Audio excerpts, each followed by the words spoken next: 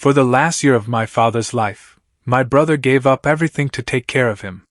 At least, that was what I believed. He moved across the country, slept in the bedroom down the hall from Dad, handled his appointments, paid his bills, cooked his meals, and answered the phone whenever I called. Meanwhile, I stayed 1,500 miles away. I carried that guilt every single day. So after Dad died, when my brother told me he didn't want anything extra from the estate, I almost laughed. "You already gave more than I did," I told him. He looked at me for a long moment before answering. "I got something out of that year too." I thought he meant time with our father. 3 weeks later, while cleaning out Dad's study, I found a small brass key taped beneath the bottom drawer of his desk. It opened a cabinet my brother had specifically told me was empty. Inside were dozens of photographs. The same woman appeared in them again and again. Beside her was a boy who slowly became a young man as the dates moved forward. There were birthday dinners, graduation pictures, baseball games, family vacations. And in almost every photograph, my father stood beside them, smiling, relaxed, looking like a man living a life I had never known existed. The oldest photograph was dated 19 years earlier. The newest had been taken 8 months before Dad died. I was still staring at it when my brother walked into the room. He saw the photographs spread across the floor. But he didn't look surprised. He didn't ask who they were. He simply closed the door behind him and said, "You weren't supposed to find those yet." That was the moment I realized my brother hadn't moved across the country just to take care of our father. He had come because he already knew the secret. And for an entire year, he had been negotiating what that secret was worth. My name is Nolan Pierce. I was 54 when my father died. My younger brother, Everett, was 51. Growing up, Everett and I were never enemies. We were different but close. I was the predictable one. I built a career in logistics, married young, raised 2 children, and moved to Colorado for work.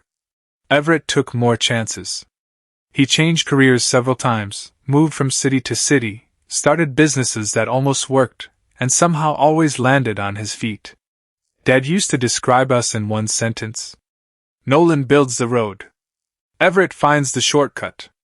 I never considered it an insult. Dad was Harold Pierce, and he had spent most of his adult life building a small but successful commercial property company in Oregon. He wasn't wealthy in the private jet sense.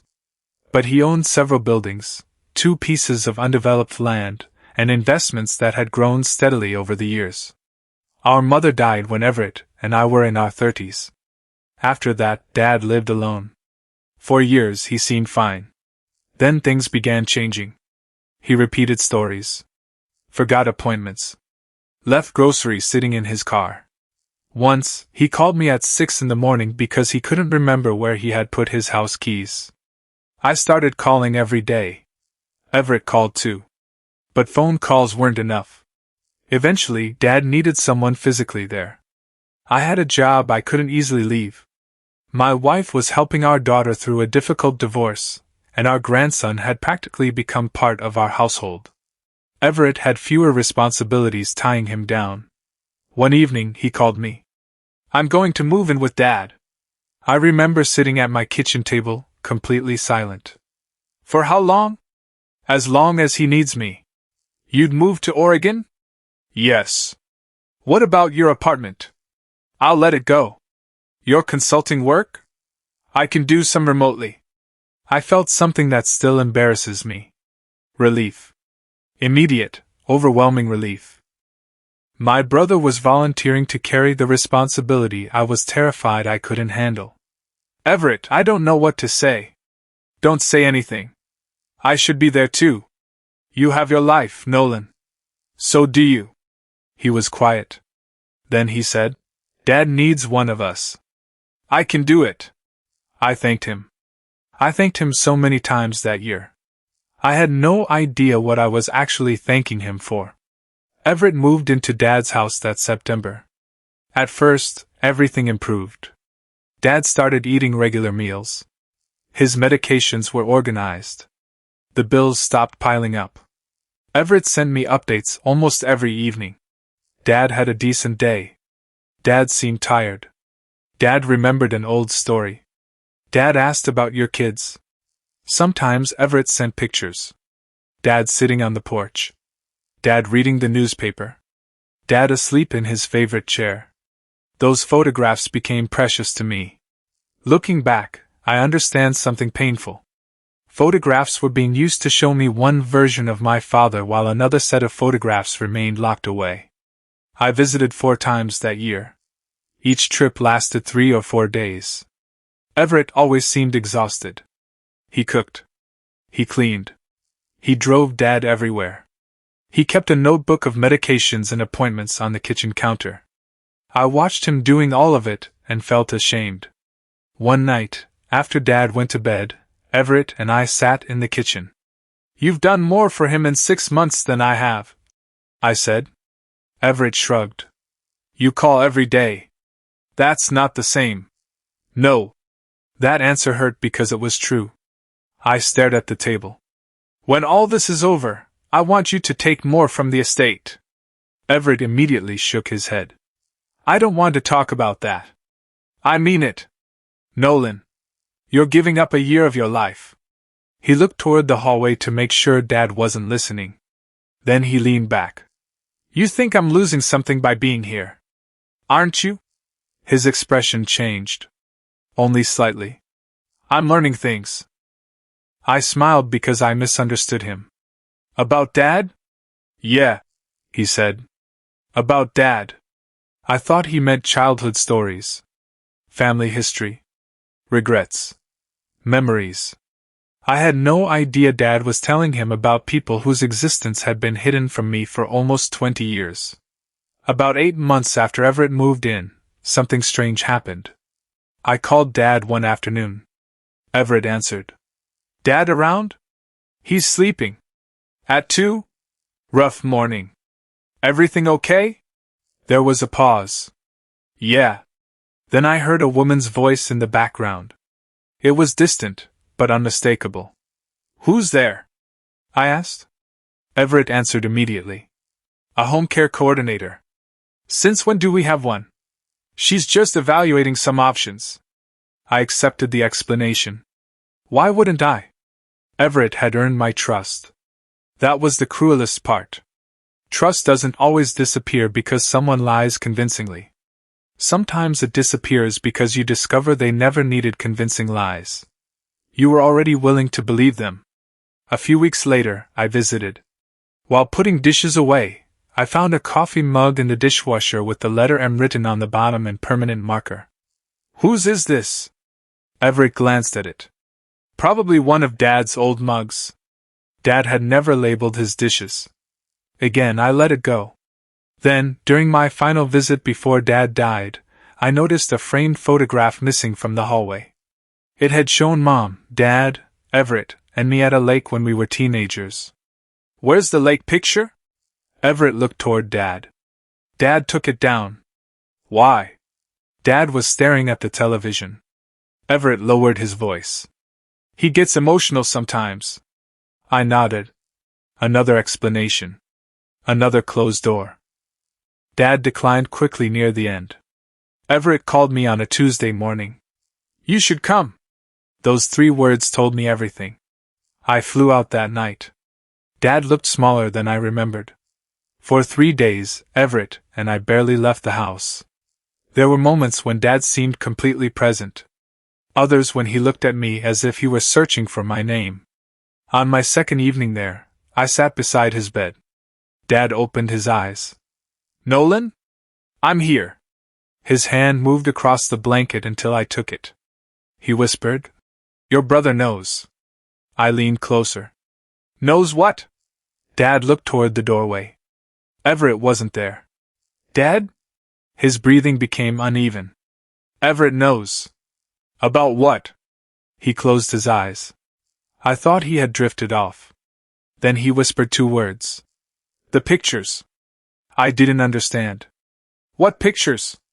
But Dad never explained. The next morning, I asked Everett. "Dad said something strange last night." Everett was making coffee. What? He said you knew about some pictures. For half a second, Everett stopped moving. Then he continued. He's confused, Nolan. I know. He talks about things from 40 years ago like they happened yesterday. So you don't know what he meant? Everett turned around. No. That was a direct lie. Not an omission. Not a misunderstanding. A lie. At the time, I believed it. Dad died 6 days later. After the funeral, Everett and I started sorting through the house. Dad had kept everything. Receipts.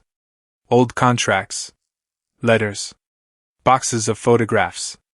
Our childhood drawings. Mom's recipe cards.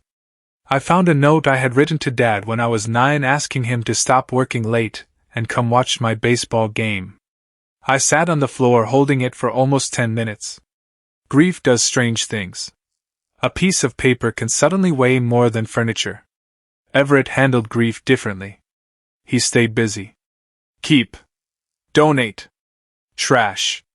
He moved from room to room like he had already practiced saying goodbye. Then we reached Dad's study. There was a narrow cabinet built into the wall behind his desk. I tried the handle. Locked. What's in here? Everett barely looked over. Nothing important.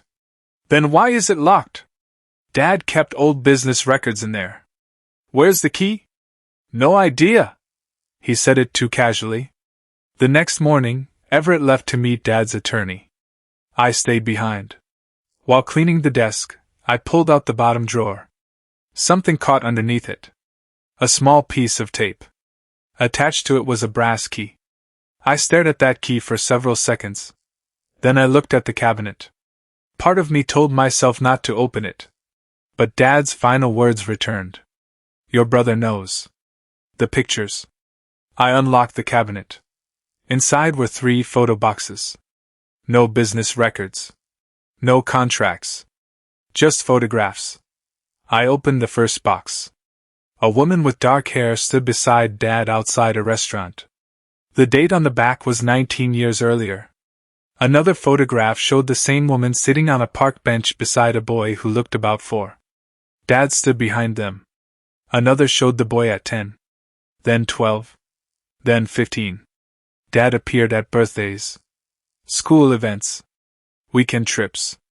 Graduation. There were hundreds. The boy grew up in front of me.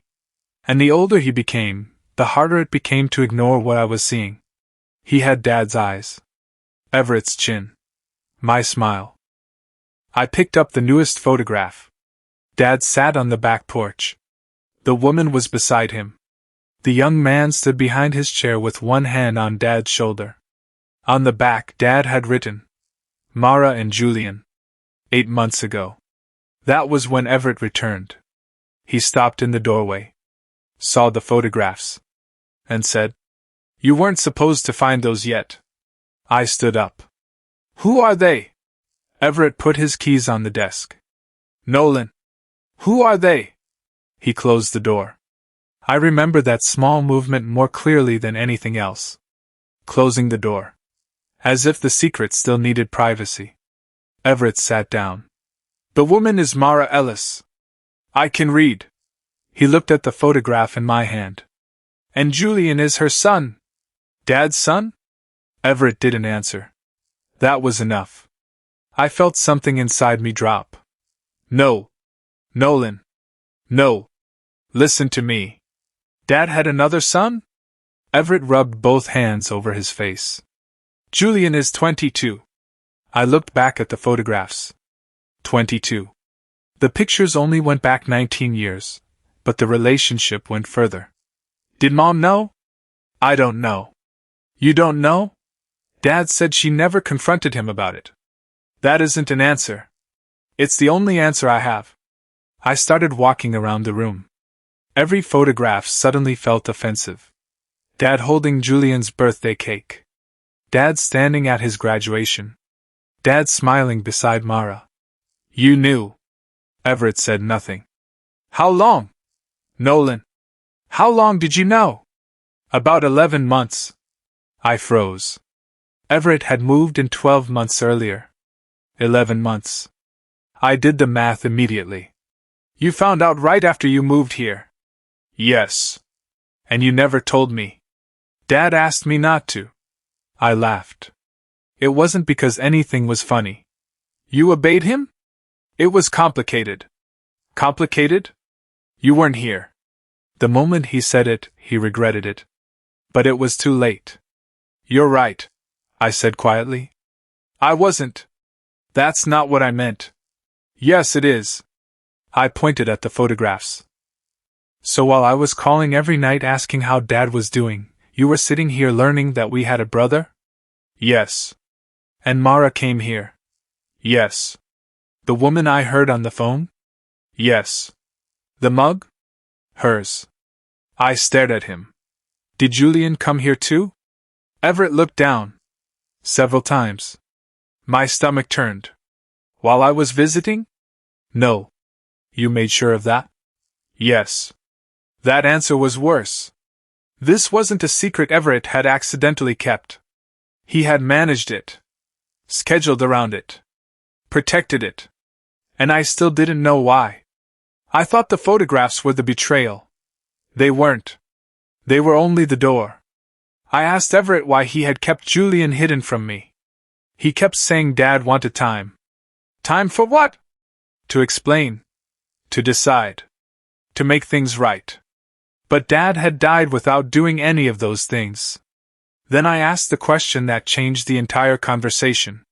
What did you discuss with Dad's attorney this morning? Everett's expression hardened. The estate. Without me? Preliminary matters. Does Julian inherit? Silence. Everett. It's not that simple. I walked toward him.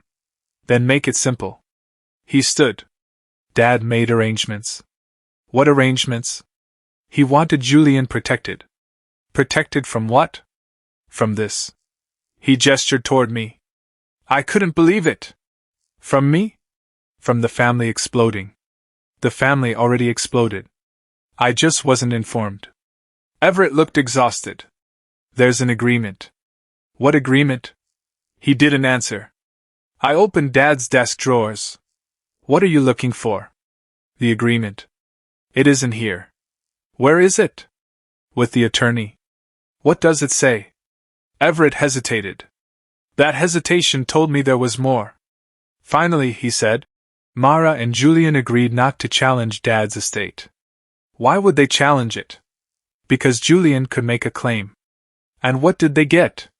A financial settlement. How much? That's private. I stared at my brother. You're telling me information about our father is private from me? It involves them too. Fine.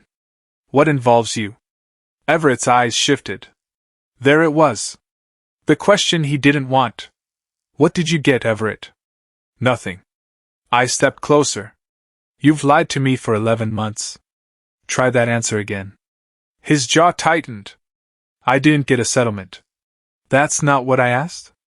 Silence. Then he said, Dad transferred management control of Pierce Commercial Holdings to me. For several seconds, I didn't understand. Dad's company owned most of his commercial property. Everett and I were supposed to inherit equal shares. Management control? Yes. What does that mean? I make the operating decisions. With 50% ownership? Everett looked away. No. My voice dropped. How much? 65. I thought I had heard him wrong. 65%? Yes. And me? 35. I sat down. Not because I wanted to. Because my legs suddenly didn't feel reliable. For years, Dad had told us everything would be divided equally. Not because Everett and I demanded it. Because Dad believed equality prevented resentment. That was almost funny now. When did he change it? Everett answered quietly. 4 months ago. 4 months ago. Dad had already been declining. Everett had already been living with him for 8 months. Everett had already met Mara. Already met Julian. Already learned the secret. You negotiated this. It wasn't like that. You negotiated it. Dad wanted me to manage the company. Then he could have given you management authority without giving you 65%. Everett's voice rose. I gave up a year of my life. There it was. The sentence I had once been willing to say for him. Now he was saying it for himself. And you told me you didn't want anything extra. I didn't ask for payment for taking care of Dad. Then what did you ask for? He looked at me. Security. I almost laughed again. For who? For me. For Julian. For everyone. How does taking part of my inheritance create security for everyone? Because I was the one handling the situation. What situation? Dad was terrified. Of me finding out? Of everything collapsing. Everett began pacing. Mara had spent more than 20 years staying silent. Julian grew up knowing Dad, but he never had Dad's name. Dad supported them privately. He promised Julian would be taken care of someday. And nothing was documented properly. So you stepped in? Yes. Why? Because somebody had to. No. Why you? Everett looked at me. Because Dad trusted me with it. That sentence cut deeper than the money. Dad trusted him. Not me. I had spent a year feeling guilty that I wasn't there. Everett had spent that same year becoming the only person allowed into every locked room of Dad's life. I demanded to meet Mara. Everett refused at first. She doesn't owe you anything. I'm not blaming her. You're angry. I'm angry at you. Eventually, he gave me her number. I called the next morning. A woman answered. Hello? My name is Nolan Pierce. Silence. Then, I wondered when you'd call. Her voice wasn't defensive. It sounded tired. We met at a quiet coffee shop 30 minutes from Dad's house. I recognized her immediately from the photographs. She was in her early 60s now. She sat across from me with both hands around a cup she barely touched. I'm sorry, she said. For what? For the way you found out. Did you know about me? Yes. My whole life. Since I knew your father. And Julian? He knows about you and Everett. I looked through the window. So everybody knew about me. Nolan. Except me. Mara lowered her eyes. I asked the question that had been tearing at me. Did my mother know? I can't answer that. Why? Because Harold never told me she knew. That means she didn't. I won't make that assumption for you. I appreciated the restraint, even though I hated the uncertainty. Then I asked about Everett. Her face changed. You should talk to him. I have. He lies. Mara looked at me for several seconds. Then she said, Everett came to see me before he moved in with your father. Everything inside me went still. What? He contacted me first. No. Yes. He told me he discovered you after moving into Dad's house. Mara shook her head. He already knew. How? I don't know. When did he contact you? About 3 weeks before he moved. That meant Everett's entire story was false. He hadn't sacrificed his life and then stumbled onto Dad's secret. He knew the secret first. Then he moved. I drove back to Dad's house with my hands gripping the steering wheel so tightly they hurt. Everett was in the garage sorting boxes. I walked in. Mara says you contacted her before you moved here. His face changed instantly. That was the last confirmation I needed. You knew. Nolan. You knew before you volunteered. He set down the box. I can explain. Then explain. Everett leaned against the workbench. Last summer, Dad accidentally mailed something to me. What? A property tax document. So? It was for a condo in Eugene. I remembered Dad mentioning investments in Eugene years earlier. I looked up the property. Dad owned it through an LLC I didn't recognize. I kept digging. And found Mara. Yes. And Julian. Yes. How? Public records. An old insurance document. A few names connected. I stared at him. Then you contacted her. Yes. Before Dad knew you knew? Yes. That was when I understood. You didn't move here because Dad needed you. He did need me. That's not why you came. It was part of it. What was the other part? Everett didn't answer. I answered for him. You wanted access. His face hardened. You make it sound disgusting. What should I make it sound like? I wanted the truth. No. You wanted to be the only one who had it. That's not fair. You could have called me the day you found out. And what would you have done? I would have come. For how long? 3 days? 4? He knew exactly where to cut. He used my guilt because he had spent a year watching it grow. I stepped back. That's why you never told me. Everett shook his head. You would have confronted Dad immediately. Yes.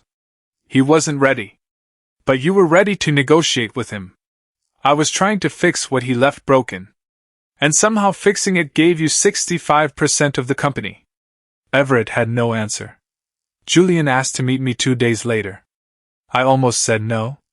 Then I realized I had spent enough time letting other people decide which members of my family I was allowed to know.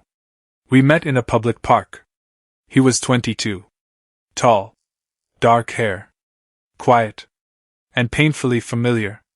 When he smiled nervously, I saw my father.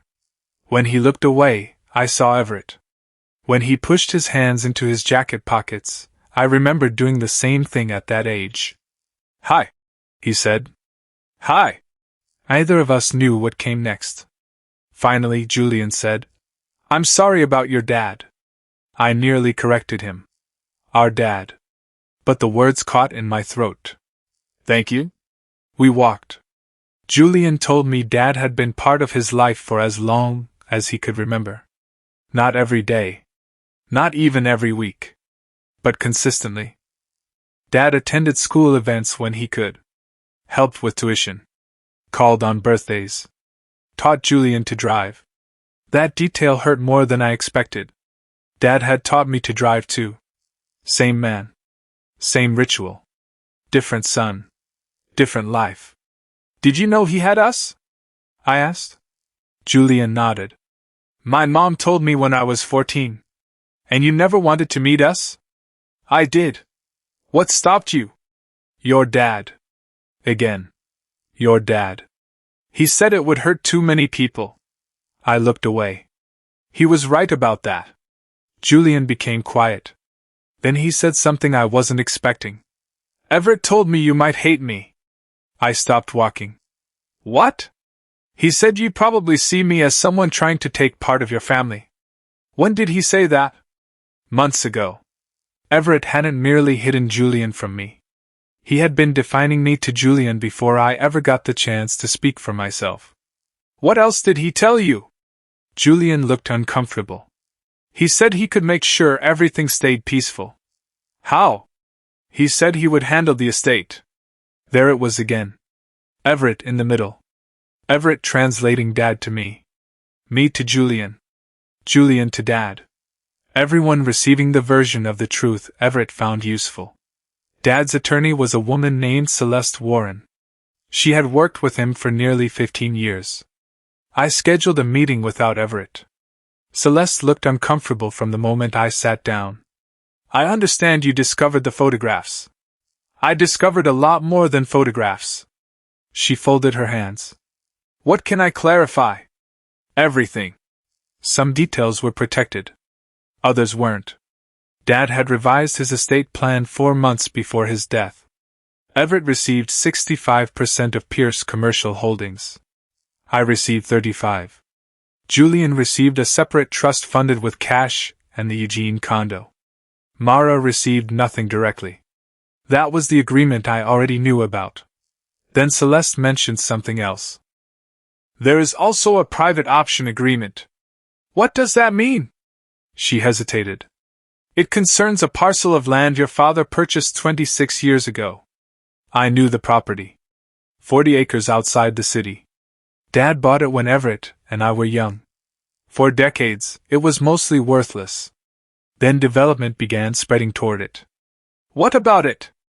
Your father granted Everett an option to purchase the parcel from the estate. For how much? Celeste gave me the number. I stared at her. That's less than a quarter of its current value. Yes. When was this signed? 3 months ago. 1 month after Everett received control of the company. I felt sick. Why? Celeste chose her words carefully. Your father believed Everett had taken responsibility for resolving several complicated family matters. Resolving? That was the language used. I leaned forward. What is the land worth now? Current estimates vary. How much? She finally answered. Potentially several $1,000,000. That was the secret, worth far more than the inheritance percentages. Everett had received control of the company. But he had also secured the right to acquire Dad's most valuable undeveloped asset at a fraction of its value. And he had done it while presenting himself to me as the son who wanted nothing. Before I left, Celeste handed me an envelope. Your father left this for you. Why didn't I get it earlier? He instructed me to give it to you after the estate documents were reviewed. My name was written on the front in Dad's shaky handwriting. I opened it in my car. The letter wasn't long. Dad admitted Julian was his son. He admitted he had kept Mara and Julian separate from our family for years. He wrote that fear had turned one lie into hundreds of smaller ones. Then came the sentence that broke me. Everett found out before I was ready, and once he knew, I became afraid of losing the son who stayed. I read it again. The son who stayed. Not the son he loved more. Not the son he trusted more. The son who stayed. Dad had become dependent on Everett. Physically. Emotionally. Financially. Everett controlled the house. The appointments. The visitors. The documents. The conversations. Dad's letter continued. He wrote that Everett had helped arrange an agreement with Mara and Julian. Dad was grateful. But then he wrote, sometimes gratitude and pressure can feel similar when you are afraid of being alone. I stopped reading. That sentence changed everything. Dad wasn't accusing Everett outright. But he was telling me something he had been unable to say aloud. Everett had leverage. And Dad knew it. That evening, I placed the option agreement on the kitchen table. Everett walked in and saw it. His shoulders dropped. So Celeste told you. You were going to buy Dad's land. I still am. For a fraction of its value. It was his decision. Was it? Everett's eyes narrowed. Be careful. Why? Because Dad was dependent on you. I took care of him. Yes. Every day. I know. You weren't here when he fell in the bathroom. You weren't here when he forgot how to use the microwave. You weren't here when he woke up at 3 in the morning convinced Mom was still alive. His voice cracked. For the first time, I saw real pain. And that made everything harder. Because Everett had cared for Dad. That part wasn't fake. He had changed sheets. Prepared meals. Sat through appointments. Held Dad's hand. Sacrifice and manipulation had somehow existed in the same person. I know what you did for him, I said. No, you don't. You're right. I don't know what every day was like. Then stop acting like I robbed him. I didn't say you robbed him. You're thinking it. I think you found his biggest secret, made yourself indispensable, kept me away from the truth, negotiated an agreement, took control of the company, and secured land worth millions. Everett stared at me. You think I planned all of that? I know you contacted Mara before you moved here. His face went pale. That was the moment he realized I knew the whole timeline. Everett sat down. For a long time, neither of us spoke. Then he said, Yes. I came because of Julian. Hearing him admit it hurt more than proving it. I wanted to know what Dad had done. So did I. You didn't know there was anything to discover. Because you didn't tell me. Everett looked at the table. When I found Mara, I was furious. I thought Dad had betrayed Mom. Betrayed us. I came here planning to confront him. What changed? He looked old. Everett's voice softened.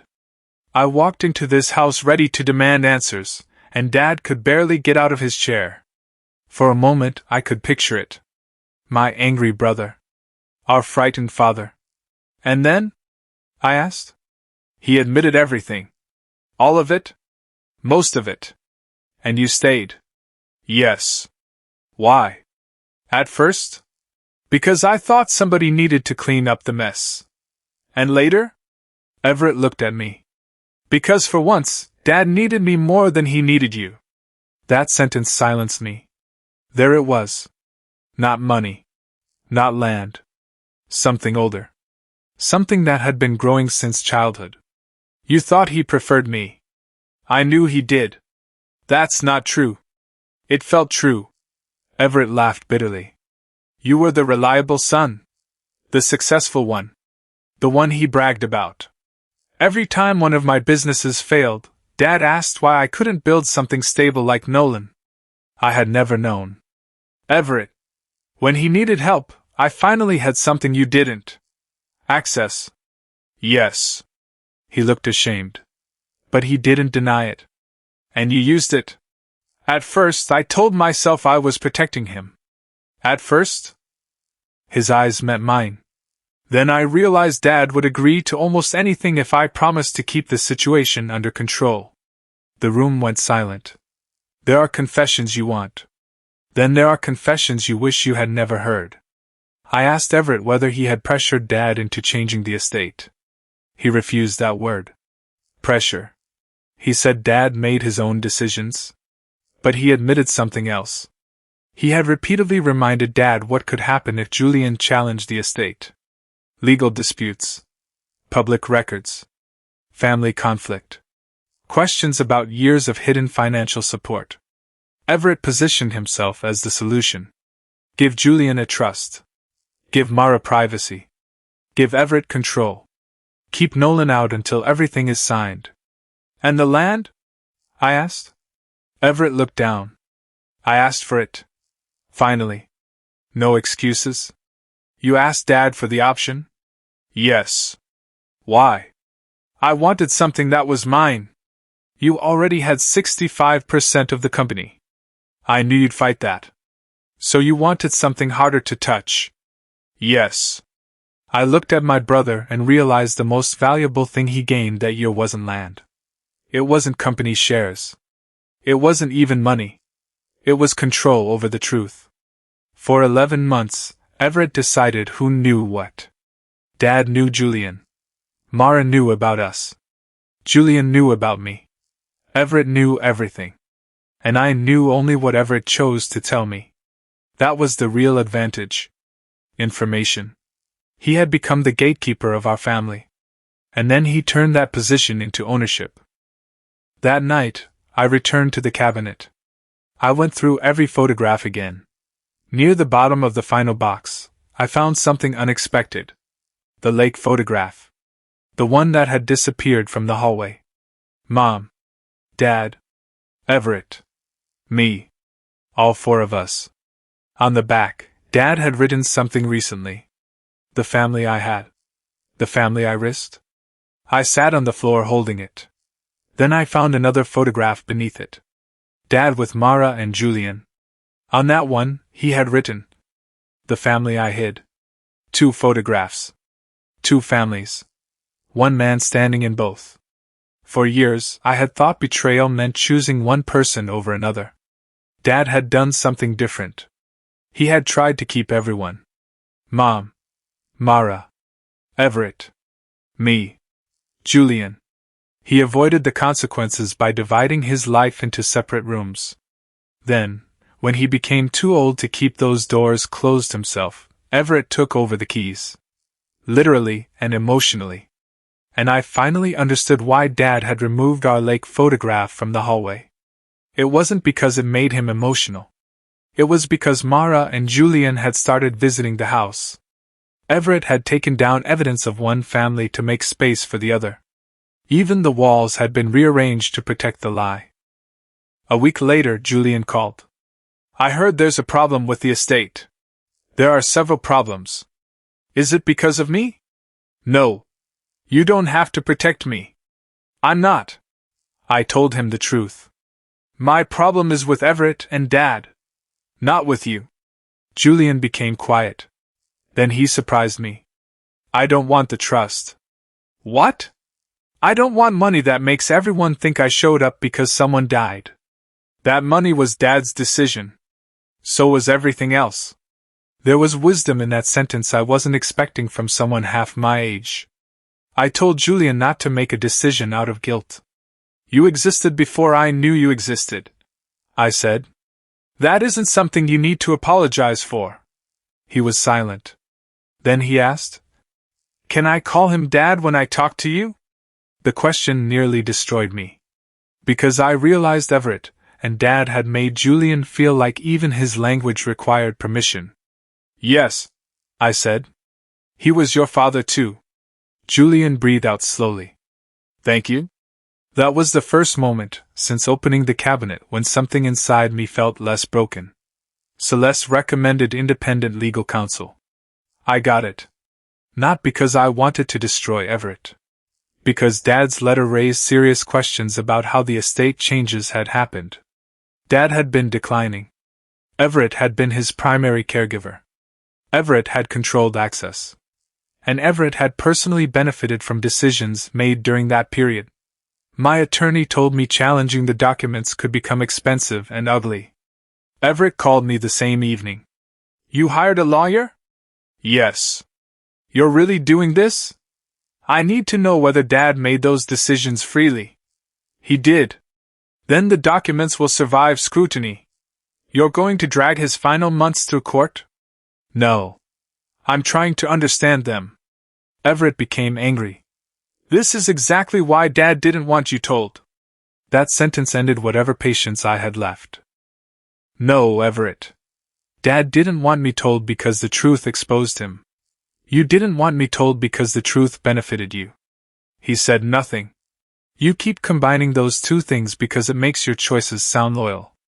That's not fair. Neither was letting me thank you for your sacrifice while you knew why you had really come. Everett hung up. 2 weeks later, Celeste called. There's something you should hear. Dad had occasionally recorded notes on his phone when writing became difficult. Most were reminders. Call insurance company. Ask Everett about medication. Pay property taxes. But one recording was different. Dad's voice was weak. He said, Everett wants the land option. He says it's fair because he stayed. Maybe it is. Nolan would come if I asked him. I know that. But if Nolan comes, questions start. I don't have the strength for questions. I stopped the recording. My hands were shaking. Dad knew I would have come. All that guilt. All those nights thinking I had abandoned him. Dad knew. He simply hadn't asked. Not because he preferred Everett. Because Everett already knew the secret, and bringing me closer risked exposing it. I played the rest. Dad continued, I have spent too many years making silence easier than honesty. Now everyone around me is paying for it.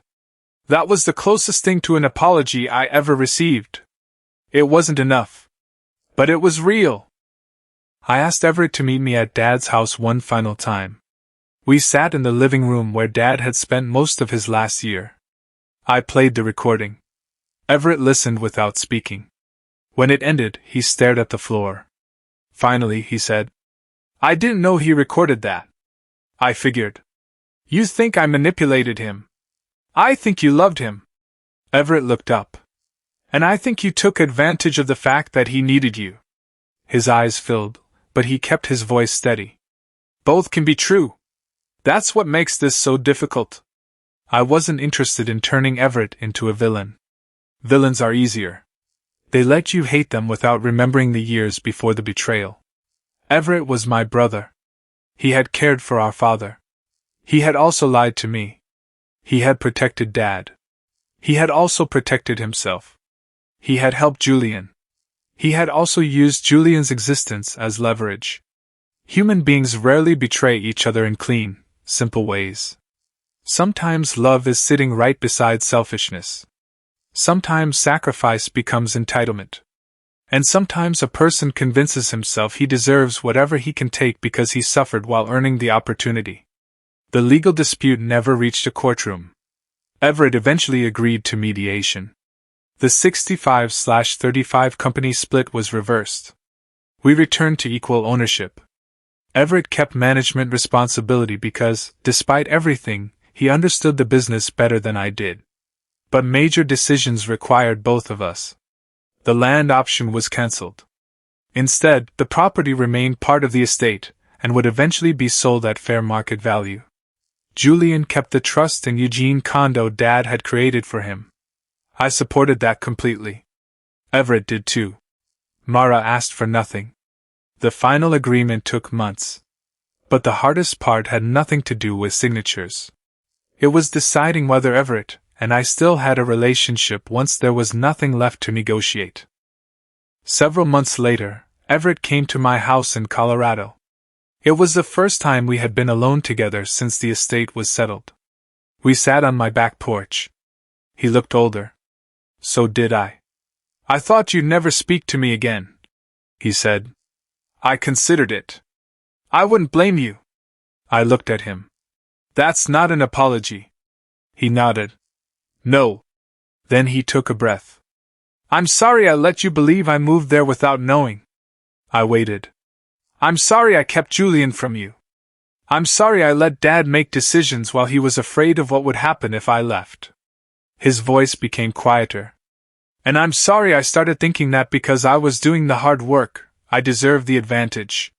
That was the apology I needed. Not because it repaired everything. Because it finally named what had happened. "You did deserve recognition for taking care of Dad," I said. Everett nodded. "But you didn't deserve ownership of the truth." "I know. And you didn't deserve my share of the family because you got there first." "I know." For a while neither of us spoke. Then Everett said, "I was jealous of you for most of my life. I never knew. That was part of the problem." "No," I said. "Part of the problem was that you expected me to know things you never told me." He gave a small, sad smile. "Sounds familiar." He was right. It was exactly what Dad had done. Maybe secrets don't disappear when one generation dies. Maybe they become habits unless somebody decides to stop repeating them. A year after Dad died, I invited Julian to Colorado. Everett came too. It was awkward. There is no sentimental shortcut for discovering a brother in your 50s. Julian had spent 22 years knowing he had two brothers he couldn't contact. I had spent 54 years believing I had only one. Everett had spent a year standing between both realities. We talked. Not about inheritance. Not about property. About Dad. Julian told us Dad always ordered the same breakfast. Everett laughed. "So did he make you wait while he read the entire menu first?" Julian stared at him. "Yes." We all laughed. Then Julian told us Dad hated asking for directions. I knew that too. Everett remembered Dad tapping the steering wheel when he was impatient. I remembered it. Julian remembered it. 3 sons. 3 versions of the same father. For the first time, the similarities didn't feel threatening. They felt sad. Dad had spent decades believing the truth would destroy his family. In reality, hiding it had done far more damage. I kept the photographs. Not all of them. Julian took many. Mara kept several. Everett took a few. But I kept 2. The first is the lake picture. Mom. Dad. Everett. Me. The family I grew up believing was complete. The second is the photograph of Dad with Mara and Julian on the porch. For months, I couldn't look at them together. Now I keep them in the same box. Not because I approve of what Dad did. Not because the betrayal disappeared. It didn't. I keep them together because separating them would continue the lie. Both families existed. Both mattered. Both were affected by the choices of the same man. And neither photograph tells the whole story by itself. For a long time, I thought Everett stole part of my inheritance. Eventually, I understood he had taken something much more important. He took my chance to hear the truth from Dad. Money can be redistributed. Contracts can be cancelled. Property can be sold. But I will never get back that final year. I will never sit across from my father and ask why. I will never hear him explain when it started. I will never ask whether Mom knew. I will never ask why he thought Julian deserved a hidden childhood. I will never ask why he believed I was safer as an uninformed son than an angry one. Everett had 11 months to ask those questions. I had none. That was what his exclusive access was really worth. Answers. And once Dad died, no agreement could divide those equally. 2 years after Dad's death, Everett and I returned to Oregon to sell the house. The rooms were empty. No furniture. No boxes. No locked cabinet. Just marks on the walls where photographs had once hung. Everett stood in Dad's study. "You still hate me?" I thought about it. "No. Do you trust me?" That answer took longer. "Not the way I used to." He nodded. "I understand. But I'm trying." He looked at me. "Why?" "Because if I walk away without telling you what I feel, then I'm doing exactly what Dad did." Everett looked down. I continued. "I'm angry. I'm disappointed. Some days I still think about those 11 months and wonder how many times you lied to me." He swallowed.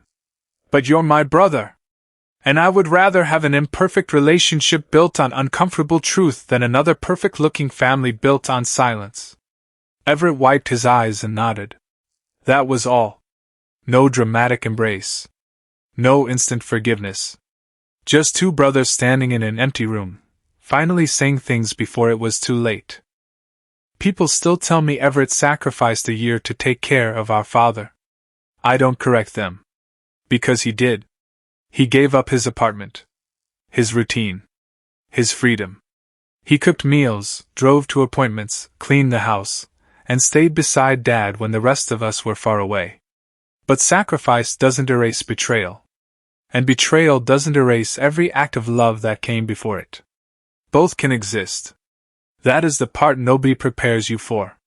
I once believed families broke when someone stopped loving someone else. Now I know they can break while everyone involved still believes they are acting out of love. Dad hid Julian because he thought the truth would destroy us. Everett controlled the secret because he thought he could manage the consequences. And I spent a year blaming myself because I thought distance meant I had failed my father. All three of us were wrong. The last photograph I found in that cabinet sits on my desk now. Dad is in the center. Julian stands behind him. Mara is beside him. Dad is smiling. For months, that smile made me angry. Now, when I look at it, I see something different. I see a man who spent almost 20 years trying to live inside two versions of his own life. And I see the cost of believing a secret becomes harmless simply because you manage to keep it long enough. My brother thought that final year gave him the right to decide who deserved the truth. My father thought silence could protect everyone. They both learned the same lesson too late. A family secret doesn't belong only to the person keeping it. It belongs to everyone whose life would have been different if they had known. Everett gained access to something worth far more than money during that year. He gained the truth while there was still time to ask questions. I received it after the only man who could fully explain it was gone. And that is the part one still struggled to forgive. Not the company. Not the land. Not the inheritance. The lost conversation. Because property can be returned. Money can be divided. Documents can be rewritten. But when someone steals your chance to hear the truth from a person who is no longer here, there is no agreement in the world that can give that back.